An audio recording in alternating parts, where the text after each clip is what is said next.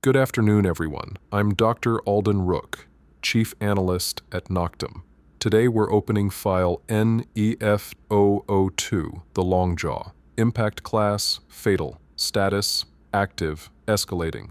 This entity demonstrates fixation-triggered respiratory suppression during paralysis states, with confirmed terminal outcomes. The file remains under active investigation. Let's proceed. Quick summary. NEF-002 manifests during sleep paralysis, at the exact moment a person wakes up but cannot move. The subject is conscious. They can see the room, they are fully aware, and the entity is already there. It appears as a tall, emaciated humanoid figure, with pale gray skin and elongated limbs.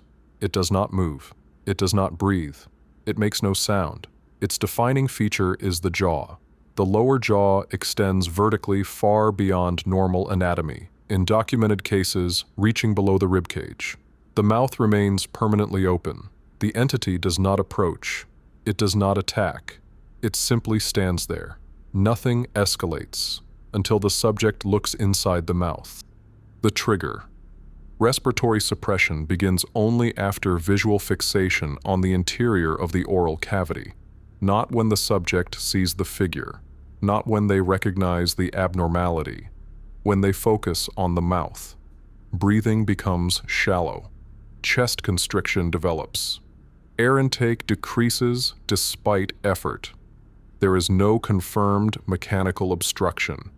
The airway is not physically blocked. The suppression appears functional, not structural. The entity remains motionless throughout the entire process. Escalation pattern. Most sightings occur in transitional spaces, doorways, hallway entrances, stair landings. The entity is positioned at mid-distance and does not reposition before fixation. Once sustained visual lock occurs, suppression accelerates. Late-stage reports describe perceptual distortion. The jaw appears longer. The interior of the mouth seems deeper than physically possible. Some subjects describe a sensation of being visually drawn downward into the throat cavity, but the figure never moves. This is not pursuit, it is reaction. Confirmed outcomes. Exposure follows a clear progression. Mild cases involve brief paralysis and temporary breathing irregularity.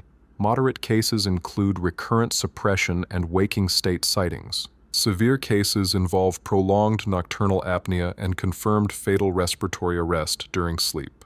Multiple fatalities have been documented in individuals without prior severe cardiopulmonary disease.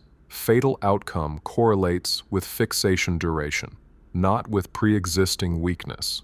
That correlation has been statistically established. Documented case, NP091, previously healthy adult. Exposure duration, 3 weeks. The third monitored paralysis event resulted in fatal apnea. Monitoring equipment recorded progressive airflow suppression without mechanical obstruction. Cardiac destabilization followed. There was no collapsed airway, no structural blockage, just suppression. Mitigation. Avoiding direct fixation on the oral cavity may delay escalation in early stages. Closing the eyes immediately upon recognition may prevent full progression, but only before sustained visual lock occurs. Once fixation stabilizes, reversal becomes unlikely. Sedatives reduce frequency in some cases, but suppression onset tends to accelerate when manifestation occurs. Oxygen supplementation does not interrupt the mechanism. No intervention has demonstrated consistent post-fixation reversal. Containment remains procedural and unreliable beyond early exposure phases. Current status, NEF-002 remains active. Waking state manifestation is considered a high-risk indicator. If suppression duration increases across successive episodes, prognosis becomes poor. The mechanism is consistent in pattern, but not understood in origin. Fatal correlation has been established. Escalation pattern confirmed. Containment incomplete. Monitoring continues. The file remains open.